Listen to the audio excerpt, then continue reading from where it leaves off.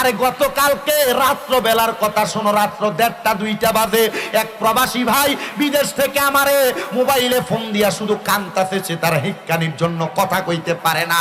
আমি জিগাইলাম বাইক না কাইন্দা কারণটা বলেন, কারণটা বলেন। এ আমারে কয় হুজুর 9 বছর একটানা বিদেশ করি, আমি আমার বউয়ের অ্যাকাউন্টে টাকা পাঠাইছি, আমার স্ত্রীর এমন কোনো সম্পদ নাই, এমন কোনো গয়না নাই, তারে কিনা দেই নাই, দামি মোবাইল কিনা দেই নাই। হুজুর গতকালকে আমার স্ত্রীটা আমার দেওয়া সকল টাকা পয়সা নিয়ে আমার পাশের বাড়ির একটা ছেলের সঙ্গে পলায়া গেছে।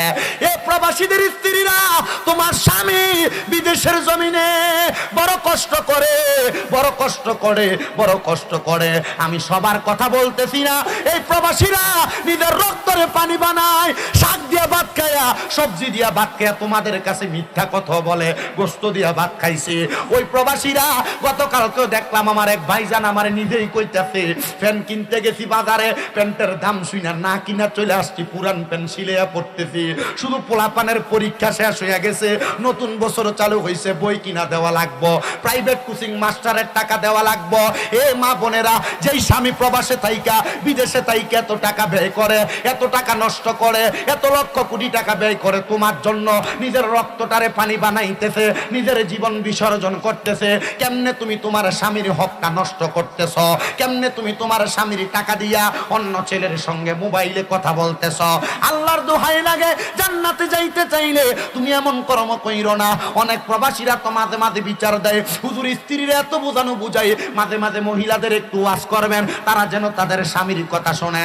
আমি জিজ্ঞাসা করি, ভাই সাহেব কেন এমন কথা বলেন? আপনি বিদেশে এত কষ্ট করেন, আপনার বউকে আপনার কথা শোনে না?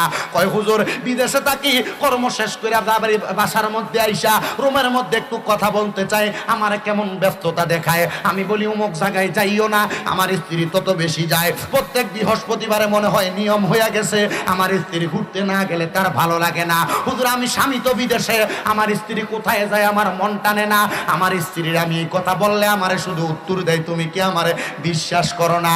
আরে বিশ্বাস করবো কারে, বিশ্বাস করবো কারে? তুমি মহিলা যদি তোমার স্বামীর কথা নাই শোনো, তোমারে আবার বিশ্বাস করবে কেন?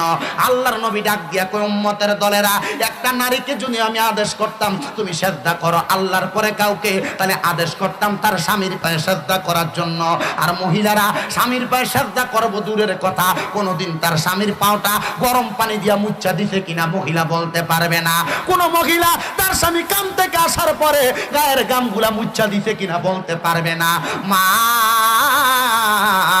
আল্লাহর দোহাই লাগে, তোমাদের পায়ে হাত দিয়া কই, তোমরা যদি জান্নাতে যাইতে চাও গো মা, তোমরা তোমাদের স্বামীর খেদমত করো, স্বামীর কথা মানো, স্বামীর কথার উপরে কথা বইল না, স্বামীর আদেশের উপর আদেশ কইল না। কারণ তোমার স্বামী তোমার চাইতে বেশি বুঝে বিদায় তোমার কাছে ওই মহিলা, তোমার কাছে তাকে বিবাহ দেওয়া হয়েছে। আর নচেত তোমার কাছে বিবাহ দেওয়া হইতো না, তোমাকে তার সঙ্গে আবদ্ধ করানো হইতো না। ও মহিলারা, স্বামীর অবাধ্য হওয়ার কারণে জাহান্নামে থাকবা, আর তোমার স্বামীকে আল্লাহ তাআলা জান্নাতি 70টা হুরের সঙ্গে বিয়া দিয়া দিব।